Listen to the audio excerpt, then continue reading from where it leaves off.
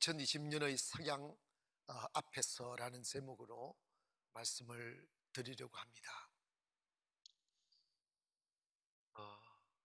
오늘 본문의 배경을 보면 사도 바울이 말세를 살아가는 성도들의 삶의 자세에 대하여 말씀해 주시는 내용인데, 11절에 보면 바울이 이런 이야기입니다.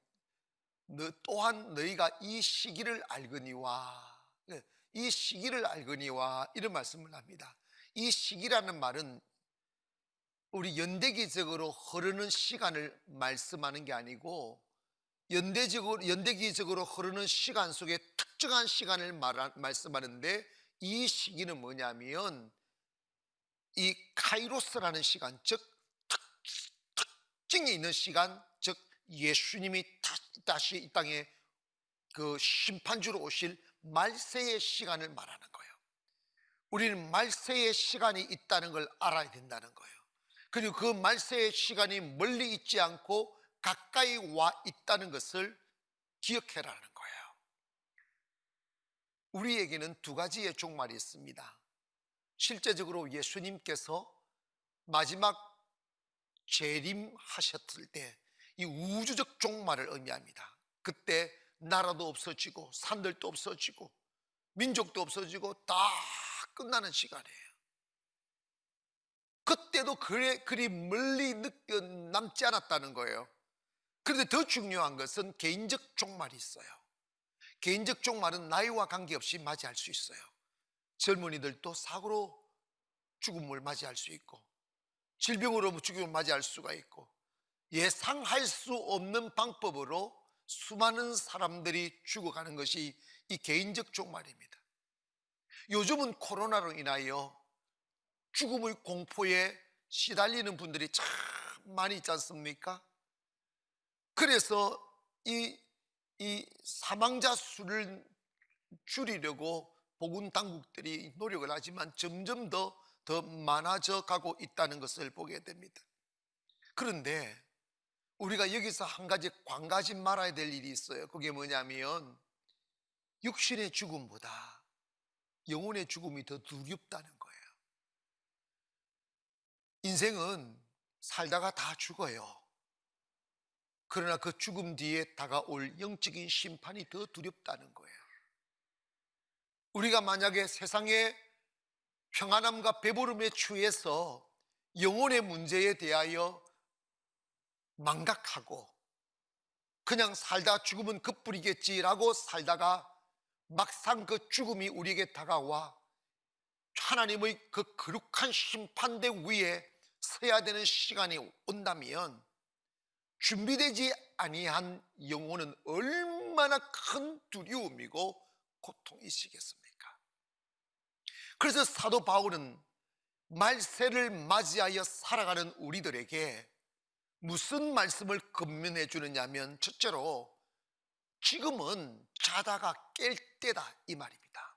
따라합시다. 지금은 자다가 깰 때다. 아멘. 여러분, 이 시대가 정말 위기인 것은 사람들로 하여금 영적인 깊은 잠에 빠뜨린다는 거예요.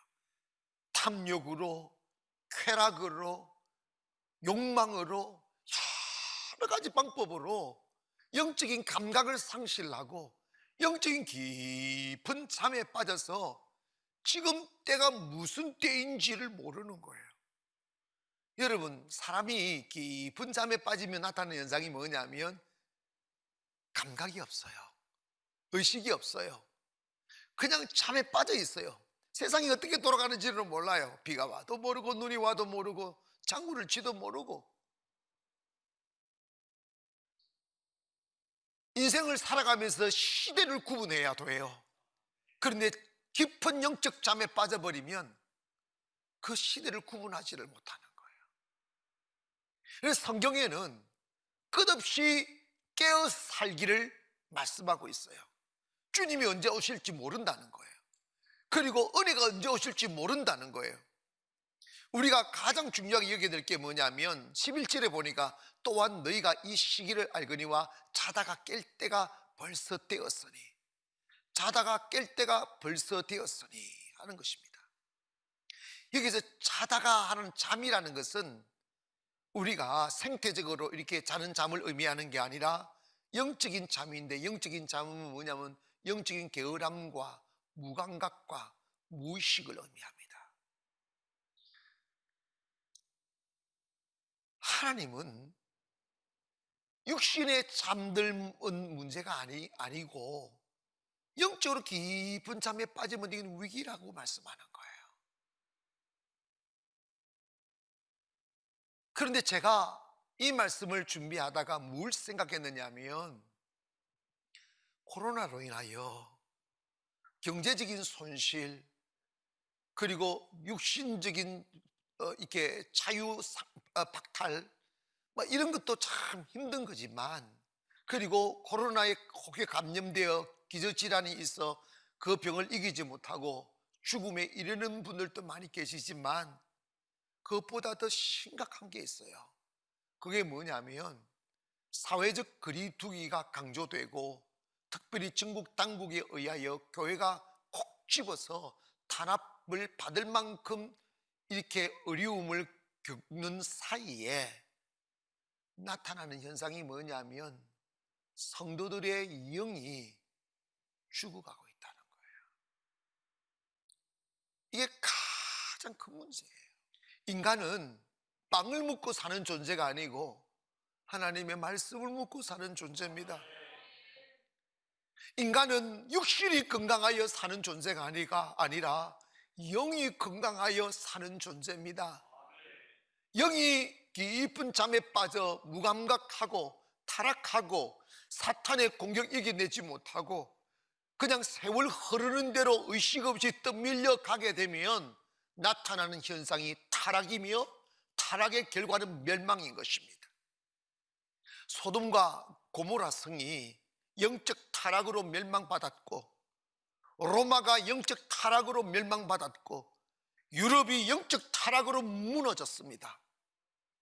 여러분, 세계 역사를 보면 교회가 살아나고 성도들이 살아나면 나라는 청청하게 되지만, 거꾸로 교회와 성도들이 깊은 영적인 잠에 빠져서 하나님을 살아 예배하지 못하고, 그리고 영적인 감각이 사라지면 예외 없이 다가오는 게 뭐냐면 환난과 핍박과 그리고 멸망이었어요. 나라가 망가졌어요. 성도들의 영이 죽으면 나라가 망가집니다. 그래서 오늘 우리는 이 코로나 기간에 살아가면서도 어떤 방법으로든지 주님과 멀어지지 않도록 하기 위하여 말씀 듣고 예배하고 골방에서 어디든지 주님을 찾기를 바랍니다. 여기 살아나면 살 길이 열립니다. 여기 죽으면 다 끝나는 거예요. 교회라고 멀쩡히 건물이 있다고 거기가 무슨 의미가 있어요? 사람들이 좀 모였다, 그게 교회가 아니에요. 하나님이 찾으시는 살아있는 교회는 살아있는 영혼이 모인 교회라 이 말이에요. 성도들의 영혼이 청청하게 살아있고 두려움 없이 주님을 노래하고 예배하며 하나님의 살아계심을 외치는 산 영혼의 모임이 바로 교회임을 믿기를 바랍니다. 그런데 안타깝기는 이 코로나 앞에 우리 한국 교회가 너무 무기력하구나 하는 것을 많이 느끼고 안타까워요. 예배 안 드려도 되지, 다음에 드리면 되지. 근데 지금 이제서야 한 1년 전이 지나니까 거기에 대한 의식이 없었던 많은 목사님들이 이런 말씀을 하셔요. 큰일 났다고, 다시 영성을 회복할 자신감이 없다고, 기력을 다 소진해버렸다고. 교회는 빵으로 세우는 게 아니에요. 하나님의 나라는 칼과 창으로 세우는 게 아니에요. 하나님의 의는 사람 수로 세우는 게 아니에요. 하나님의 나라와 하나님의 의는 진리로 세우는 거예요. 그 진리는 살아있어야 되는데 깊은 영적인 잠에 빠져버리는 그 순간에 이런 말을 해요. 코로나가 끝이 나도 다시 교회를 일으킬 용기가 없다고. 영적인 기력이 다 소진돼 버린 거예요. 사탄의 저항을 이길 자신이 없는 거예요. 다시 우물을 팔 용기가 없는 거예요. 여러분, 이제 이 코로나가 우리를, 교회들을 영적인 잠에 빠뜨리는 일이 없기를 주의 이름으로 축원합니다. 하다못해 산에 가서라도 예배를 드리고 고원에 가서라도 예배를 드려서 내 영혼을 살려야 됩니다. 깨어나야 됩니다. 자다가 깨어나는 것입니다. 하나님이 어떻게 해주시지 아니하면 길이 없어요. 우리 믿음의 사람들이 일어나야 됩니다. 회개해야 됩니다. 하나님께로 돌아가야 됩니다. 다시 살아나야 됩니다. 그래야 하나님 은혜가 임하는 거죠. 하나님의 은혜 없이는 끝나지 않아요. 그러므로 어떤 대가를 지불하든지 간에 깊은 영적인 잠에서 깨어나기를 바랍니다. 우리 말씀을 먹어야 살아요. 예배를 들어야 영혼이 산다고요. 세상이 그런다고 거기에 따라가면 안 되죠. 세상도 지나가고 권력도 지나가고 모든 이론도 지나가지만 쇠쇠토록 있는 것은 하나님의 말씀뿐입니다. 우리 그리스도인들은 길 찾지 못하여 방황하는 정치인들의 소리 듣지 말고 하나님의 말씀 듣기를 주의 이름으로 축원하며 살아 사는 저와 여러분 되기를 바랍니다. 두 번째로 바울이 우리에게 뭐라고 권면하시느냐면 어둠의 일을 벗어버리라는 거예요. 어둠의 일을 벗어버리라. 사랑하는 여러분, 바울은 이런 말씀을 합니다. 12절에 밤은 깊고 낮이 가까웠으니 그러므로 우리가 어두움의 일을 벗어버리고 빛의 갑옷을 입자. 여러분, 예수님도 우리에게 이렇게 말씀하셨어요. 너희는 세상의 빛이라고. 누구든지 빛을 비추어 빛을 켜서 말 아래 두지 아니하고 등경 위에 두나니 이는 많은 사람으로 하여금 비추게 하려 함이라고. 등대가 하는 일이 뭐예요? 바다를 항해하는 배들이 밤에 보이지를 않으니까 그 작은 섬을 모르고 지나가다가 부딪혀서 탁 파손나고 하니까 위험을 알리는 거예요. 이 가까이 오지 말라고. 그래서 파선을 막아주는 거예요. 불을 비추어서 항해하는 배들이 암초에 걸려 죽지 아니하도록 그들에게 빛을 비추어주는 게 등대입니다.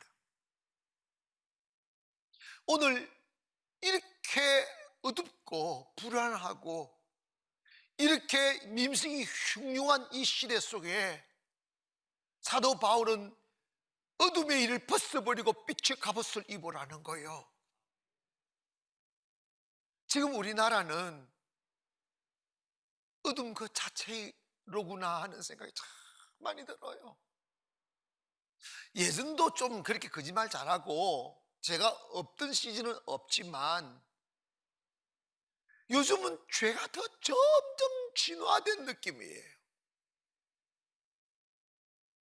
어떻게 나라가 눈을 뜨고 봐도 죄악이고 하나님을 대적하는 일인데도 불구하고 그것을 합법으로 만드는 법을 국회에서 만드는 나라가 되느냐 이 말이에요. 하나님을 대적하는 법을 국회에서 발의하고 그래서 그걸 통과시켜서 교회를 압박시키고 세상 젊은이를 타락시키는 일들을 앞장서서 하느냐 이 말입니다. 말은 화려한데 그 행동과 그 속마음은 너무 추악해요. 집단 이기주의.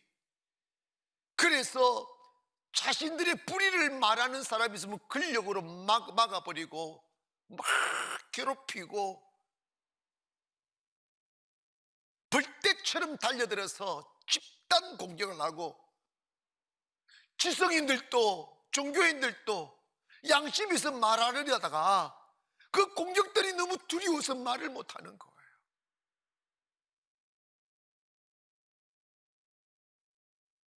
너무나 많은 목사님들이 바른 말을 하다가 고소당하고,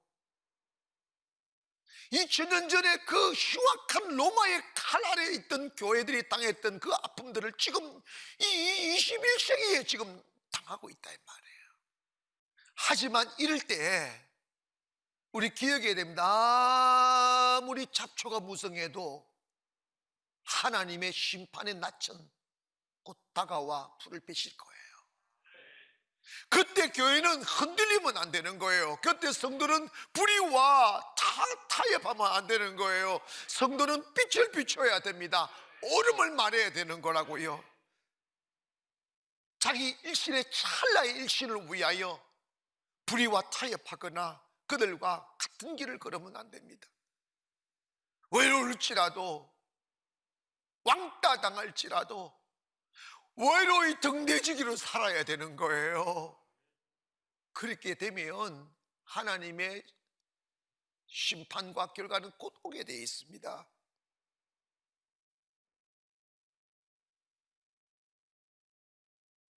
사도 바울이 마지막으로 또 뭘 말씀하느냐 하면 예수로 옷을 입으라고 합니다. 예수로 옷을 입어라. 그리스도인들의 꿈들이 뭐냐면, 우리 그리스도인들이 간절히 사모하며 살아야 될 삶이 뭐냐면 예수님의 옷을 입는 거예요. 이런 이야기가 있어서 소개합니다. 좋은 그늘을 만들어주는 오래된 참나무 한 그루가 있었습니다. 가지도 다 뻗어 있고, 그리고 담쟁이들이 유선형을 그리면서 그 나무를 다 감고 있었다는 거예요. 보기에는 너무 우아하고 너무 낭만적으로 보였다는 거죠. 근데 그 나무 가까이 가보니까 이 참나무가 뿌리가 드러나 있고 잎새들이 말라 죽어가는, 곳곳이 말라 죽어가고 있더라는 거예요. 그 이유가 뭐냐고 봤더니 담쟁이가 나무를 촉촉 감고 있으면서 나무의 원기를 빨아먹고 나무의 성장을 방해하고 있더라는 거예요. 보기는 좋은데 나무를 죽이고 있더라는 거예요. 그 나무가 살려면 담쟁이를 다 뜯어내야 돼요. 뜯어내야 그 나무가 살 수 있어요. 여러분, 우리들을 휘감고 있는 담쟁이는 무엇입니까? 우리들을 외모를 장식하게, 화려하게 장식하는 것들이 뭐냐고요. 그게 뭐냐면 육신의 욕망이고 명예고 권력욕이고 세상 자랑들이에요. 이런 것들이 나를 화려하게 만들 줄 몰라도 내 영혼을 죽이는 독초가 되는 거예요. 우리는 세속의 담쟁이를 다 잘라내야 됩니다. 예수 그리스도로 옷을 갈아입어야 돼요. 예수 그 한 분이면 충분합니다. 14절에 보니까 오직 주 예수 그리스도로 옷 입고 정욕을 위하여 육신의 일을 도모하지 말라. 오직 주 예수 그리스도로 옷 입고 정욕을 위하여 육신의 일을 도모하지 말라. 지금 우리나라의 모든 정쟁과 다툼과 그리고 많은 갈등들은 정욕의 옷을 입기 위한 몸부림이에요. 더 많은 권력을 잡으려고, 더 많은 재물을 잡으려고, 더 많은 명예를 잡으려고, 더 많은 세상을 잡으려고 몸부림치다 보니까 서로 죽이고 싸우고 음해하고 미워하고 정오하는 거예요. 그런데 그 사람들은 그것들이 다 자기를 지금 죽여가고 있다는 사실들을 몰라요. 여러분 기억하세요? 하나님은 인간한 그 참고 기다리며 회개할 때를 기다리지만 딱 선을 넘으면 끝내세요. 그게 뭐냐면 하나님을 두려워하지 않을 때예요. 옛날 우리나라 사람들이 하도 가난해서 도둑질도 하고 강도짓도 하고 그런 일은 일상 있었습니다. 그러나 믿지 않는, 복음을 모르는 믿지 않는 사람도 하나님은 두려워했어요. 교회 괴롭히지 않았어요. 목사, 성직자라고 괴롭히지 않았어요. 유대인들을 보세요. 빌라도 총독이 예수님의 죄를 찾다가 죄가 없음을 알고 손에 물을 가져가 손을 씻으면서 하는 말이, 여러분 I washed my hands라는 말 있잖아요. 내 손 씻었다. 이 말은 나 이 일과 손 뗀다는 말이에요. 나와 상관없는 일이다고 너희들이 알아서 하라고 그랬더니 유대 종교 지도자들이 예수님을 죽이는 핏값에 대하여 저자의 핏값을 우리와 우리의 후손들에게 돌리라고 합니다. 이게 뭐냐면 선을 넘은 거, 도를 넘은 거예요. 하나님을 두려워하지 않는 거예요. 하나님의 사람 괴롭히고 죽이는 걸 두려워하지 않는 거예요. 이건 멸망이에요. 아우와 창거라고요. 역사를 보면 불신 나라라고 하는 멸망시키잖아요. 죄악이 관영하면, 죄악이 차면 멸망시켜요. 이럴 때 우리는 회개해야 됩니다. 이럴 때 우리 바로 서야 됩니다. 정의를 외쳐야 되고 진리를 외쳐야 되고 발음을 찾아가야 됩니다. 탐욕을 벗어버리면 여러분, 주님이 내 필요를 채우신다, 하나님이 내 필요를 채우신다는 것을 믿으면 우리가 세상에 욕심을 부릴 게 어디 있어요? 주께서 내 길을 여신다고 생각하시면 다른 사람의 것을 빼앗을 게 뭐가 있냐 이 말이에요. 왜 전쟁이 일어납니까? 왜 싸움이 일어납니까? 왜 태보하고 왜 서로 대립합니까? 탐욕 때문에 그런 거예요. 그래서 바울은 말세를 살아가는 성도들을 향하여 탐욕의 옷을 벗어버리고, 육신의 탐욕의 옷을 벗어버리고 예수 그리스도로 옷을 입으라는 거예요. 예수 그리스도를 옷 입는다는 게 무슨 말씀이에요? 예수 그리스도 옷 입는다는 것은 주님으로 충만한 거예요. 그 가슴 속에 주님의 말씀을 집어넣고 주님의 마음을 집어넣고 주님의 가치를 내 가치 삼고 주님의 꿈을 내 꿈 삼고 주님이 가신 길을 따라가는 그 길을 일컬어서 예수 그리스도로 옷 입는다는 것을 의미합니다. 여러분, 참 불행히도 인간은 죄악 중에 태어나 죄악 중에 자라나 죄악으로 죽는 게 인생입니다. 그러나 우리가 비록 다윗이 고백한 것처럼 내가 죄악 중에 잉태함이요 라고 말한 바처럼 우리도 죄악 중에서 태어났지만 예수님 알게 되었으니, 예수의 피가 우리 안에 들어오게 되었으니 죄악의 피인 탐욕을 벗어버리고 예수 그리스도로 옷 입을 수 있기를 주의 이름으로 축원합니다. 지금 우리나라는 그 어떤 정치인도 그 어떤 사람들도 길을 찾지 못하고 답을 못 찾아요. 다 방황합니다. 잘못됐을 때 다 변명합니다. 그러나 길은 주께 있어요. 이제 우리 교회들이, 우리 성도들이 진리 앞으로 다시 돌아가고 영성을 회복하고 어둠의 옷을 벗어버리고 예수 그리스도의 옷으로 갈아입으시면 세상은 바뀔 거예요. 그것이 희망입니다. 진리로 돌아가면 세상은 바뀝니다. 어쩌면 이 코로나가 우리 한국교회를 살릴 것이라고 믿어져요. 목사님 무슨 말씀을 그랬어요? 예배도 제대로 못해요. 아니요, 살리는 거예요. 어려움이 와야, 고난이 와야, 핍박이 와야 살아납니다. 이 고난과 이 핍박 속에서 산 자는 살아나고 죽은 자는 사라지게 돼 있어요. 살리는 역사가 있을 줄 믿습니다. 더 열심히 기도하시고 깨어나시고 하나님 사랑하시고 믿음 지키셔서 이 코로나 기간 동안 결코 영성이 사그러지거나 무뎌지지 아니하고 더 섬세하게 맑게 살아나서 하나님의 사람으로 세워져 가는 축복의 시간이 되기를 주의 이름으로 축원합니다. 만약 2020년도 이 어려운 시대를 믿음 지키기 위하여 몸부림을 쳤다면 2021년도는 더 아름답고 좋은 해가 되어 여러분의 머리에 씌워주는 축복의 영광의 면류관이 될 줄 믿습니다. 그러므로 우리 모든 성도들 용기 내어 믿음의 허리띠를 졸라매고 예수 그리스도를 닮아가는 일에 열심을 내기를 주의 이름으로 축원합니다.